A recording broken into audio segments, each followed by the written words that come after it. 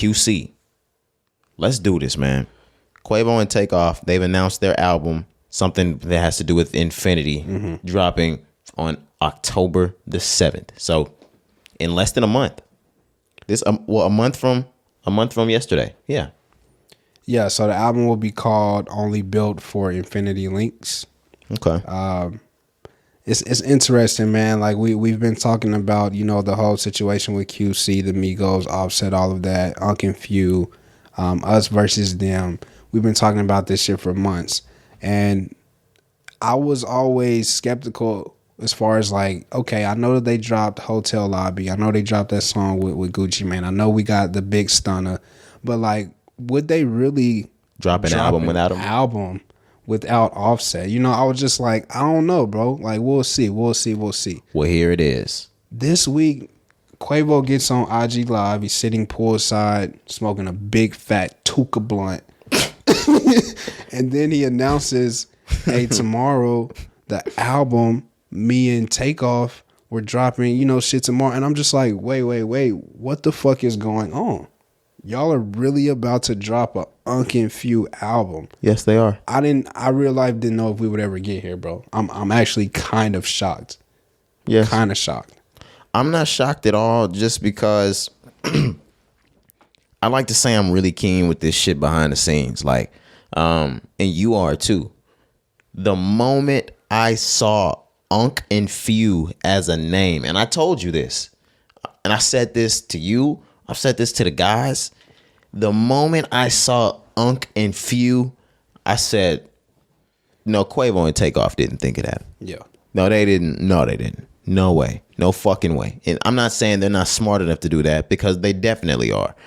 I'm saying somebody in that office thought of Unk and Few, and they fused that shit together. And it's been a good idea at QC Records ever since, or QC Entertainment ever since. This album has come from up there. Even if they were going to do it without him anyway, even if they had this plan in their head, this is fuel, this is beef, this is something like that, they were going to get this album out either way. So the moment that Hotel Lobby track dropped, I was like, all right, they're going to drop an album with just these two guys. And I was surprised even then. Right. But I knew this was going to happen. October the 7th, I didn't know it was going to happen this quick. But I told you what's happening, Corey. No, yeah, you did, bro. I give it to you. You did say that. They're trying to beat Offset out. Yeah, and that's another thing that I was shocked about. I'm like, damn, this is happening so fast, bro. I said that a couple pods ago. They're trying to beat Offset out. I'm like, bro, what's really going on? I feel like y'all are rushing the fuck out of this shit, like you said, because we realized once Offset was dropping his singles, okay, boom, here go Big Stunner. They end up dropping that shit the same day. And that was weird. And we know Offset is on the way. He's been promoting his shit. The nigga was on Jimmy Fallon the other night. Like, Offset is on the way. And they know that over at QC.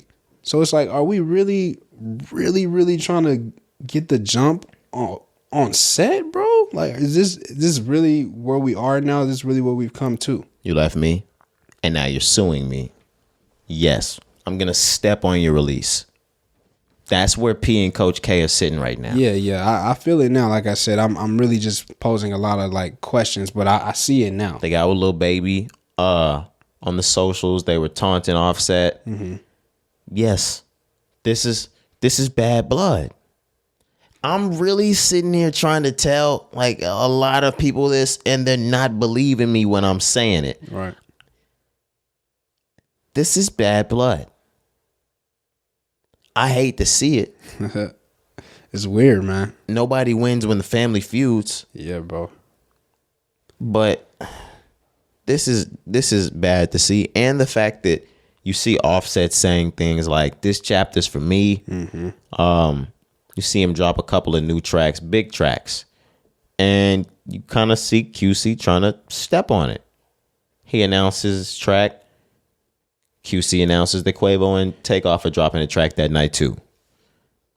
I get it, but it's definitely some. Yeah, we see what's going on. Yeah, here. bro. No, like I said, at this point now, it's obvious. If you didn't believe this shit was true, blah blah blah, beef, is it real? Is it not? At this point, we know there's shit going on, whether it's between the Migos personally or whether it's Offset and QC, whatever. We know that there's an issue here. But it was still weird just to see, like I said, the album coming. But outside of that, October 7th, we are getting the Unc Few album. What are your thoughts? Like, where do you think they're taking this? Because me, myself, bro, I don't know. I have absolutely no idea where they're taking this. Let's just think of it like this first. Imagine if Migos drops and there are no Offset verses on the album. That's what makes the shit so hard for me. That's literally, I'm sorry, I'm not saying they can't come up with anything else, but they did it. I was going to say, Migos in the last few years hasn't come up with anything else. Right. So exactly. If they've been putting up subpar to solid at best music with all three of them, what the fuck are we gonna do with two of you? When we take the best rapper, the most versatile rapper out of the group. Right. Nah, yeah, that definitely leaves a question as far as like, what is this gonna sound like? What's gonna be the sound? Because yeah, I agree with you. Now, if you're a real Migos fan, you know they did come up without Offset because he was locked up. If you listen to all the old songs, they're screaming free Offset. We get that. So they've done it before. But this is 2022. This is not the Offset from Streets on Lock. Offset is one of the most versatile rappers in the game, is the most versatile rapper out of the group. So when you take him out and you just try to give us Quavo and Takeoff, I don't know if you can actually be successful in that aspect. I'm not sure. I literally think, and I know I might be sounding redundant, I think that they're going to make the same music that they made on Culture 3, just without Offset. So if you think about that, that's bad. Yeah, bro. I don't know how they do it. And to be honest, if they were smart, they would only be doing this to boost Takeoff. And then both of them should make solo music forever. And see, that's where I thought we would get to. I never thought we would get the joint album. I was thinking like this is just promo for both of us as a solo artist to a certain extent. This is to spite Offset. Yeah. And this is to step on Offset's release. Because you're right. If there was no bad blood, if there was nothing there, we would end the Migos saga or the Migos era right there. Right. And we would move on as solo acts from there. And that we would have been okay with that. If they would have came out and announced, hey guys, there's no more Culture.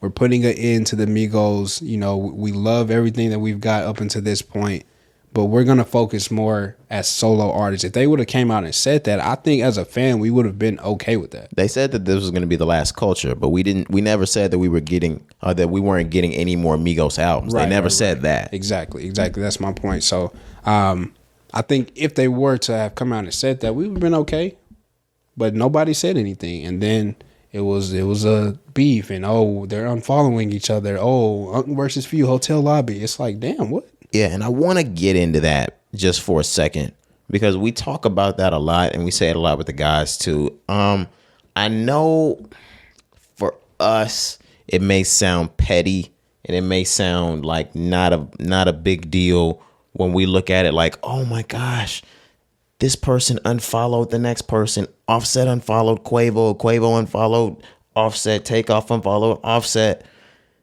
That might not sound like a big deal to us. It sounds petty. It sounds like childish things. Because it is. It is.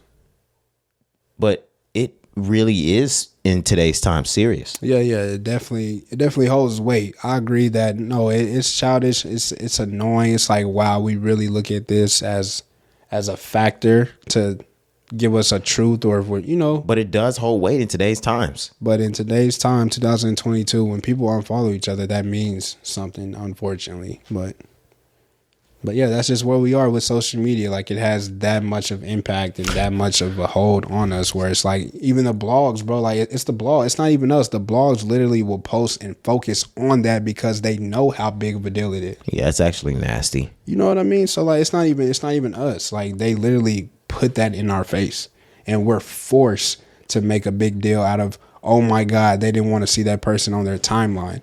I do it all the time. Nicki Minaj unfollowed Cardi B. Like, bro, we do it all the time just in our personal life. So why is it such a big deal? It might not know about it for 7 months. Exactly. Nah, but when I find out, I do be a little tight. I ain't gonna lie. Yeah, I'd be like, damn, what the fuck? I said, this bitch unfollowed me. I said, damn, you weren't fucking with the pod? It gotta be a pod. Like, oh my gosh. Like, what you didn't like about the pod? I was say, what we say on the pod that you didn't like, man? Do you get a lot of unfollowers because of the pod? So I don't know if it's because of the pod, but I'm just saying because I look at it. I post the pod every fucking day, and we say we're gonna put it in your fucking face. We're gonna shove that down your throat. And I don't care. You know what I'm saying? So like, to somebody who sees it every day, it may be annoying. You may not like it. You may skip past my shit real fast, and that's fine. I don't care. But if you do unfollow me for that, that's fine. Cause one day you'll be following me back again. You feel me? Head ass. Dab on a bitch and her boyfriend. Huh. I know we were on the Migos. Did he dab On a bitch and her boyfriend. on a bitch and her boyfriend? Yeah, man. That's the type of energy I'm on. Okay. Huh.